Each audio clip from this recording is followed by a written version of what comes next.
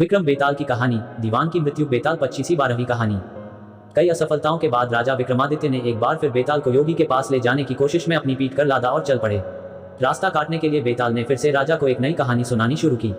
बहुत पुरानी बात है, यशकेतु नाम के राजा पुण्यपुर नामक राज्य में राज करते थे। उनका सत्यमणि नाम का एक दीवान था। सत्यमणि बड़ा ही समझदार और चतुर मंत्री था। वह राजा का सारा राजपाट संभालता था और विलासी राजा मंत्री पर सारा भार डालकर भोग में पड़ा रहता। राजा के भोग विलासिता में होते अधिक खर्च की वजह से राजकोष का धन कम होने लगा। प्रजा भी राजा से नाराज रहने लगी। जब मंत्री को इस बारे में पता चला कि सब राजा की निंदा कर रहे हैं तो उसे बहुत दैख हुआ। फिर जब उसने देखा कि राजा के साथ उसकी भी निंदा हो रही है तो उसे बहुत बुरा लगा। सत्यमणि ने अपने आप को शांत करने के लिए तीर्थ यात्रा पर जाने के बारे में सोचा। इस बारे में उसने राजा से बात की और आज्ञा लेकर वह तीर्थ यात्रा पर निकल गया। सत्यमणि चलते चलते एक समुद्री तट पर पहुंच गया। पूरा दिन बीत गया और रात हो चुकी थी। उसने सोचा कि आज रात यहीं रुककर आराम कर लेता हूँ। यह सोचकर वह एक पेड़ के नीचे सो गया। आधी रात को जब उसकी आंख खुली तो उसने देखा कि समुद्र से एक जगमगाता वृक्ष निकल रहा है। उस पर तरह तरह के हीरे जवाहरात लगे हुए थे। उस वृक्ष पर वीणा बजाती एक सुंदर सी कन्या बैठी थी। इस नजारे को देख सत्यमणि को अपनी आंखों पर विश्वास नहीं हो रहा था। देखते ही देखते अचानक वह पेड़ और उस पर बैठी कन्या गायब हो गई। इस सब के बाद वह हक्का बक्का रह गया और उल्टे पैर अपने नगर की ओर दौड़ पड़ा। जब वह राज्य पहुंचा तो उसने देखा कि उसकी अनुपस्थिति की वजह से राजा के सारे लोग छूट गए हैं। उसने राजा को पूरा किस्सा सुनाया। दीवान की यह बात सुनकर राजा के मन में उस कन्या को पाने की लालसा पैदा हो गई। उसने सारा राज्य दीवान के भरोसे छोड़ दिया और खुद साधु का भेष बनाकर उस समुद्री तट पर जा पहुंचा।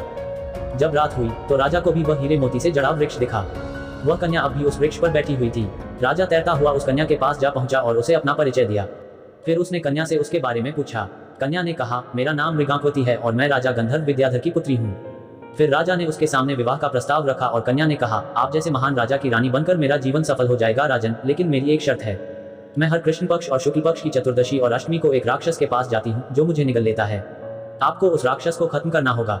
राजा यशकेतु ने तुरंत यह शर्त मान ली। इसके बाद शुक्ल पक्ष की चतुर्दशी आई तो मृगांकवती रात को बाहर निकली। उसके साथ राजा भी गया और छिपकर उस राक्षस का इंतजार करने लगा। कुछ देर बाद राक्षस वहां आया और कन्या को निगल गया।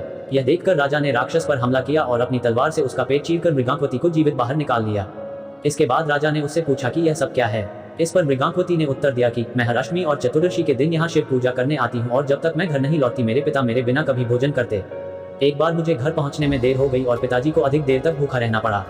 जब मैं घर लौटी तो वह बहुत गुस्सा थे और उन्होंने मुझे श्राप दे दिया कि जब भी मैं चतुर्दशी के दिन पूजा करने जाएंगी तो एक राक्षस मुझे निगल लेगा। फिर मैं उसका पेट चीर कर बाहर निकल आया करूंगी। जब मैंने उनसे श्राप से मुक्त करने की विनती की तो उन्होंने कहा कि जब पुण्यपुर के राजा मुझसे विवाह करने के लिए उस राक्षस का वध करेंगे तो मैं श्राप मुक्त हो जाऊंगी। कन्या के श्राप मुक्त होने के बाद राजा उसे अपने साथ अपने राज्य ले आए और धूमधाम से उसके साथ शादी की। इसके बाद राजा ने दीवान को सारी कहानी सुनाई और यह सब सुनकर दीवान की मृत्यु हो गई।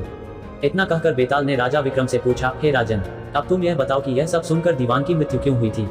विक्रम ने कहा, दीवान की मृत्यु इसलिए हुई क्योंकि उसने सोचा कि राजा फिर स्त्री के लोभ में पड़ गया और उसके भोग विलास के कारण राज्य की दशा फिर से खराब हो जाएगी। तो उस कन्या के बारे में राजा को न बताना ही बेहतर था। राजा विक्रम ने जैसे ही उत्तर दिया, बेताल फिर से पेड़ की ओर उड़ चला और जाकर उस पर उल्टा लटक गया। वहीं राजा विक्रमादित्य एक बार फिर बेताल को पकड़ने उसके पीछे दौड़ पड़े। कहानी से सीख, किसी भी व्यक्ति को भोग विलास में इतना नहीं डूबना चाहिए कि उसका सब कुछ खत्म हो जाए। अपनी स्थिति और जरूरत के हिसाब से ही चीजों को करना अच्छा होता है। आई होप आपको ये वीडियो बहुत पसंद आ रही होगी। प्लीज़ सब्सक्राइब करना ना भूलें ताकि ऐसी ही अच्छी अच्छी वीडियो मैं आपके लिए लाता रहूं। Please keep support, keep subscribe.